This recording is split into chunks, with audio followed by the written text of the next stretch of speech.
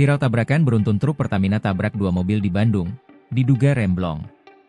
Beredar di media sosial sebuah video yang memperlihatkan detik-detik tabrakan beruntun truk pengangkut BBM Pertamina dengan beberapa kendaraan lain. Dilansir dari Instagram Bandung Banget, 5 April 2025, truk Pertamina ini menabrak setidaknya 3 kendaraan, yaitu 2 kendaraan minibus jenis Isuzu Pender dan Toyota Kijang Innova dan 1 unit bus. Beruntung tidak ada korban akibat insiden tersebut. Namun arus lalu lintas sempat mengalami kepadatan cukup panjang dari arah Bandung menuju Garut.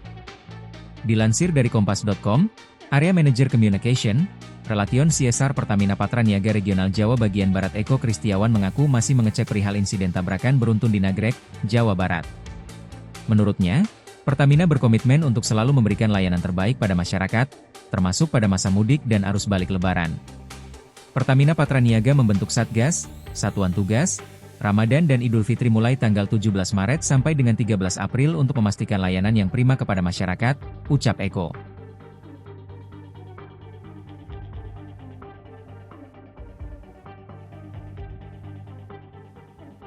Download Tribun X sekarang, menghadirkan lokal menjadi Indonesia.